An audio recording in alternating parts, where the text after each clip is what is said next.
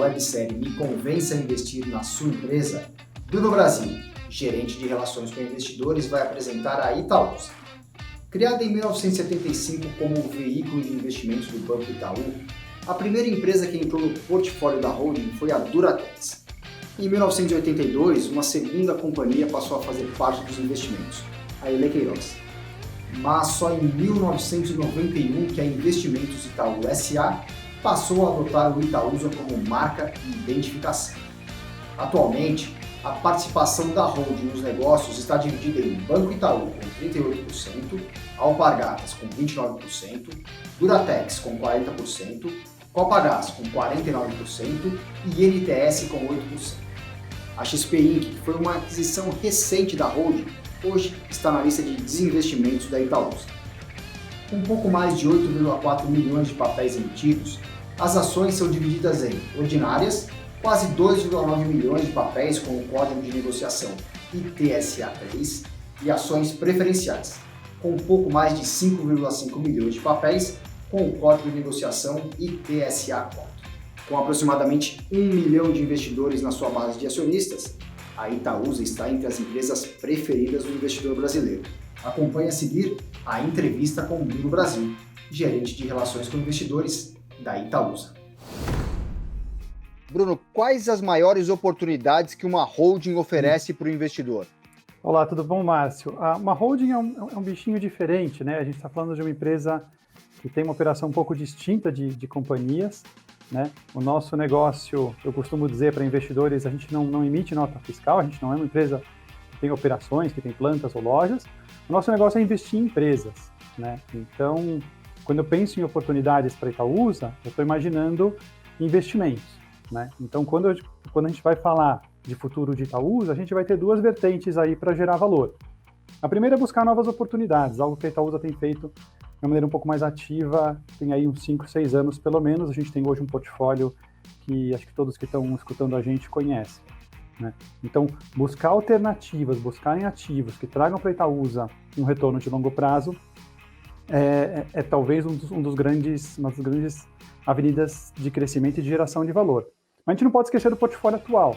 Então, a gente também tem oportunidades no sentido de gerir melhor as empresas que a gente tem, né, influenciá-las. A gente gosta de negócios onde a gente possa exercer influência, essencialmente através de órgãos de governança, dos comitês, dos conselhos de administração, e aí tentar influenciar essas empresas a reportar e ficarem melhor para ter um retorno mais atrativo para os investidores e, consequentemente, sendo nós um deles, a gente acaba se beneficiando também. Então, eu diria que são duas avenidas, tanto a de novos negócios e oportunidades de investimento, como aqueles que a gente já tem.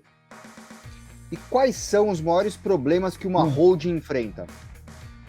Legal. Os problemas, eles estão um tanto relacionados ao tipo de investimento que a gente faz, tá? Então, a Itaúsa é, por definição, né, e por muitas décadas, um investidor de longuíssimo prazo de verdade, né? Então, a gente sabe que tem muito investidor, as áreas de RI estão acostumadas a falar com fundos, com assets, que falam, eu sou investidor de longo prazo. Não, longo prazo de alguns poucos anos, ou às vezes meses. A Itaúsa é, de fato, investidor de longo prazo. A maior parte das nossas empresas tem aí 10, 20 anos, 30 anos na carteira, tá? Então, um dos problemas que a gente vê é como gerir essas empresas, como fazer investimentos sólidos num mercado que costuma mudar, que está sujeito a ciclos econômicos, a algumas interferências externas como política. Então, assim, a gente tem uma avaliação cuidadosa que a gente faz no momento de investimento, no sentido de avaliar riscos deste investimento. E um segundo ponto, talvez, que eu traria, sendo nós investidores, assim como aqueles que estão nos escutando, a questão de custo de capital, né? Então, qual o custo do dinheiro que eu tenho acesso, tanto capital de terceiros como capital próprio, para fazer esses investimentos e extrair retorno, tá? Então, problemas são os usuais de uma gestora de ativos. Quais são os seus concorrentes e quais os seus grandes diferenciais em relação a eles? Legal, é uma boa pergunta, Márcio, porque quando a gente pensa em concorrência, estamos falando com outros investidores que investem em outros ativos da Bolsa, é difícil comparar a Itaúsa com algum player listado, né? Somos, de fato, uma holding de investimento, né? Então, com foco de longo prazo, como a gente disse há pouco. Então, o tipo de concorrência que eu vou encontrar são de outros investidores buscando investimentos em ativos também, né? Então, eu caio mais para fundos soberanos, para private equities, para outros investidores de longuíssimo prazo que estão disputando comigo bons ativos, tá? Então, acho que o principal desafio em termos de mercado é como que eu consigo gerir um portfólio, entregar para o acionista um bom retorno, né? Tendo aí essa concorrência que quer também esses ativos interessantes. Acho que uma coisa bastante bacana de citar da Itaúsa é que a gente não tem uma necessidade para alocação de capital, ou seja, quando você tem um private equity, ele tem uma quantidade de recursos e ele tem que alocar em algum ativo, né? Ele não pode ficar muito caixa, né? A Itaúsa, por outro lado, exerce muito o que a gente chama, os investidores que estão acompanhando a gente vão ver isso nos nossos materiais, a gente chama de disciplina, né? Disciplina na alocação de capital.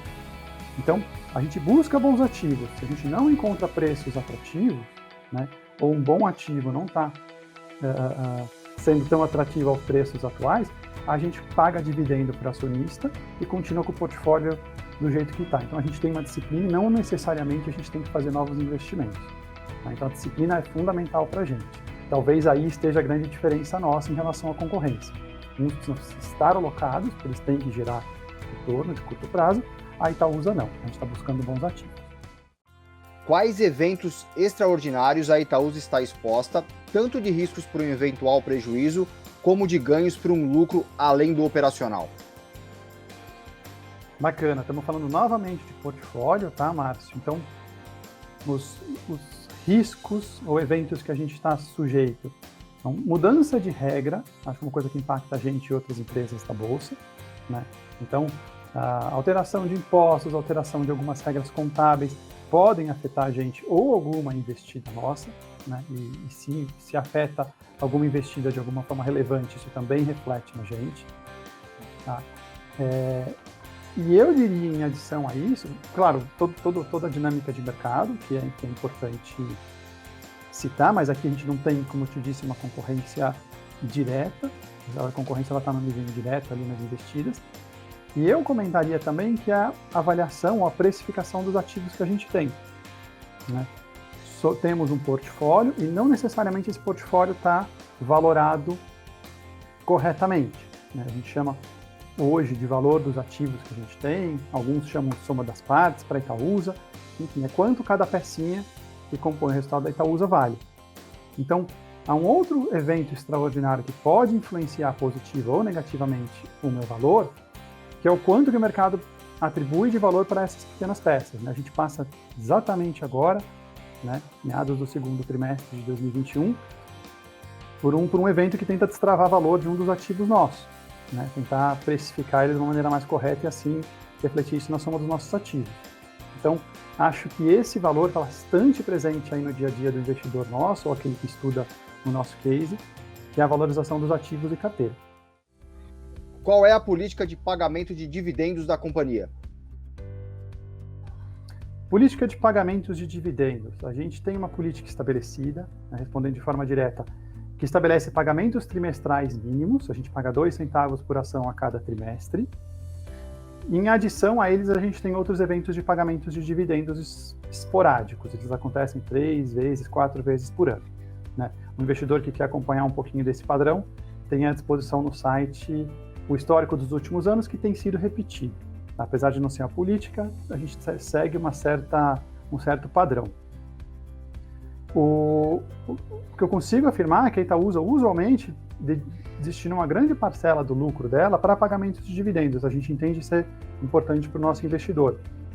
Isso faz com que os dividendos que a gente paga sejam bastante razoáveis quando a gente olha algumas métricas, tanto quando a gente olha para as empresas da Bolsa que pagam dividendos, né? E aí eu vou usar uma métrica que é o Dividend Yield, acho que todos aqui conhecem. Dividend Yield, basicamente, ele pega a quantidade de dividendos pagos ao longo de um ano ou 12 meses e relaciona ele com o preço da ação, né? Essa proporção para a gente costuma oscilar 5%, 7%, pelo menos foi assim nos últimos anos, né? Isso posiciona a Itaúsa entre as 3, 5, 7 empresas com maior pagamento de dividendos segundo esse usado indicador. Então dá para falar que a gente tem um pagamento de dividendos bastante robusto, tá? A gente não olha só, Márcio, para pagamento de dividendos, tá? A gente gosta de falar muito na Itaúsa, também muito presente nos nossos materiais, o retorno total do acionista, em inglês Total Shareholder Return, né? Que é nada mais do que o pagamento de dividendos e a apreciação do valor da ação, que se dá, conforme você comentou aí nas últimas perguntas, pela quantidade e a qualidade dos investimentos que eu tenho. Tá? Então, esses dois componentes eles estão sendo constantemente atualizados.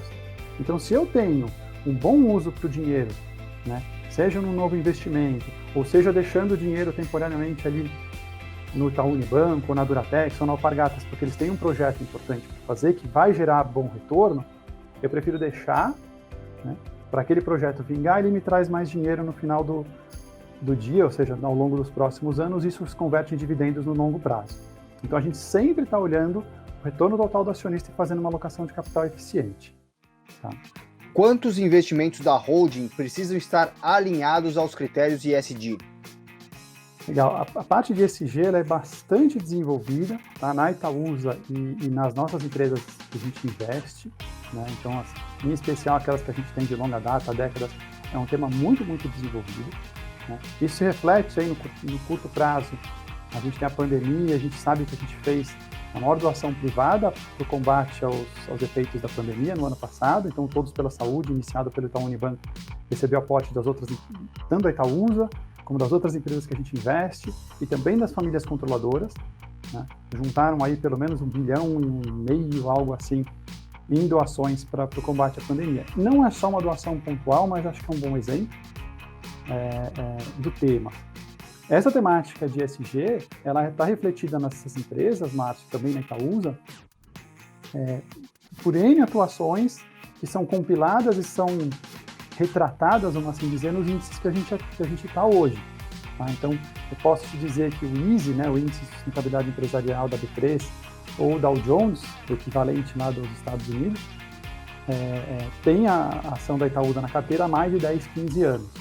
Tá? A gente não fica parado, né? A gente continua avançando, implementando novos avanços. Ano passado, em 2020, a Itaúsa entrou pela primeira vez na carteira do FTSE for Good, que é o equivalente deles agora para a Europa, ali no Reino Unido, na Bolsa de Londres. Tá? E talvez uma informação adicional ainda aos nossos espectadores, aos nossos investidores, a gente também tem dedicado tempo à área de relações com investidores para atender uma demanda crescente que são agências de rating ESG. Tá? É um fenômeno novo, algumas informações são fechadas ao público visual, mas vocês conseguem ter acesso digitando aí nos buscadores algumas informações. Uma das principais classificou a Itaúsa, agora tem 6 meses atrás, como uma das 5% melhores do mundo avaliadas no nosso segmento. Tá? Então, assim, isso retrata um pouco, daria para a gente estender aqui a nossa explicação, mas eu quis trazer elementos que atestam um pouco esse cuidado que a gente tem com o ESG. Tá? A gente está com uma proposta, para comentar um fato super, super novo, estamos com uma proposta de administração para a próxima Assembleia Geral de Acionistas na rua, né? Estamos indicando aí 3 novos conselheiros independentes para compor o nosso conselho de administração. Então, assim, a gente entende que é um trabalho constante de evolução. A gente parte num patamar alto, felizmente, mas a gente continua evoluindo ao longo do tempo. Qual foi a pior coisa que falaram ou escreveram sobre a holding e por quê? Olha, eu tenho aí um histórico, pelo menos 3 anos na Itaúsa, a gente tem acompanhado bastante o fluxo de notícias até para formatar um pouco da nossa comunicação para o mercado. Eu não me recordo de nada muito errado que tenha saído na imprensa ou nas comunidades de investidores a respeito da gente.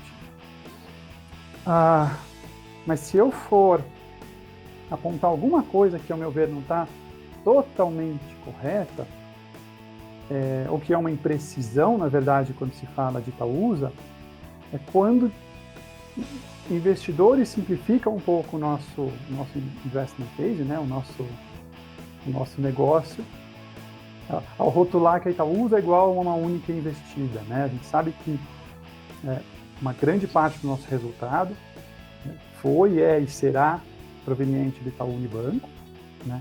Mas acho que as análises precisam ser um pouquinho mais aprofundadas. Acho que o mercado deveria avançar um pouquinho aí na sofisticação de olhar a Itaúsa, no sentido de entender que a gente tem um portfólio que tem evoluído, né? Fizemos uns 3 M&As nos últimos 3 anos, né? Estamos ativamente buscando outras oportunidades, né?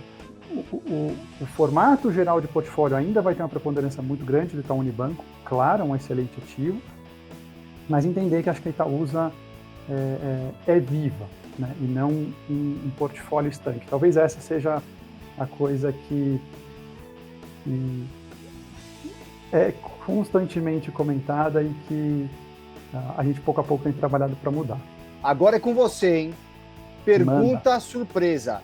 Você vai de A ou de B? Vamos de B. Vamos de B. Então vamos lá, ó. O número de acionistas pessoa física aumentou 142% de 2019 para 2020, para 886 mil pessoas. Quais são os desafios para atender e prestar a melhor informação para essa enorme base de acionistas? Se for uma pergunta que às vezes acontece com as empresas, todo mundo vai relatar, porque eu também comento que é assustador o crescimento que a gente teve de base nos últimos ano e meio e 2. Né? O Brasil passou por uma revolução. Fato é, acho que por alguns dos pontos que eu toquei nesse papo, né, pelo fato de ter dividendos, de ter essa disciplina de investimento, e estar preocupado em compor um portfólio de longo prazo, mas a gente talvez se beneficiou um pouquinho a mais. Assim, hoje eu tenho tranquilidade de falar para você que esse número de 880, né, que você comentou, está até um pouco atrasado. A gente hoje passa de 950 mil investidores, né, a gente já toca quase 1 milhão, é a maior base da B3, né, entre as empresas privadas, ou seja, a gente está presente em quase que 1/4 das carteiras dos investidores pessoas físicas. 1 de cada 4 investidores tem ação nossa. Então, assim, isso fez com que a gente formatasse nos últimos 2 anos uma comunicação bastante diferente do que a gente vinha fazendo. Tá? Quando você me fala de desafio, acho que o primeiro foi trazer a comunicação corporativa para perto da comunicação financeira, feita por RIs. Então, não adianta mais a gente pensar a comunicação de forma segregada. Então, a gente ativa as redes sociais, então a gente tem um LinkedIn hoje extremamente mais ativo do que um ano atrás. Temos um canal de LinkedIn que também tem recebido elogios no sentido de educar esse investidor. O YouTube também, né? A gente passou aí de dezenas de milhares de acessos em muito pouco tempo. Acho que em específico do YouTube dá para falar de um evento que a gente fez também super pioneiro, né? Foi logo que veio a pandemia, isso foi em meados do ano passado. Recomendo os investidores que estão assistindo a gente a olharem que foi o Panorama. Ele essencialmente definiu um pouco de como é que são hoje os Investor Days, né? Os dias de investidores das companhias. A gente tentou fazer um formato atrativo, dinâmico, prezando por esse investidor, né? Que hoje é mais de 1/3 dos nossos investidores, ou mais de metade do nosso float. Eu acho que uma medida muito legal que a Itaúsa sempre teve, e que a gente até hoje ainda recebe elogios, é abrir espaço para o investidor individual, né, a pessoa física, participar das teleconferências assim como qualquer outro analista. A gente não distingue isso, né? Então, o investidor pequenininho, entrar lá na nossa teleconferência e colocar uma pergunta, a gente vai responder, na medida do possível, talvez juntando um pouquinho as perguntas iguais, mas a gente sempre passa a maior parte na nossa teleconferência de resultado respondendo perguntas de investidores individuais. Tá?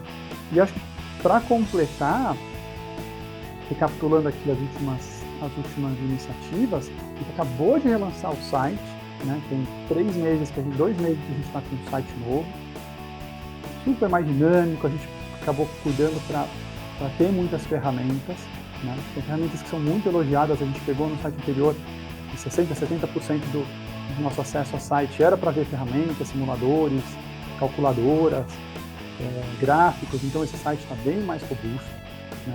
Continua sendo as sessões com maior número de acessos, a parte de dividendos que a gente falou também.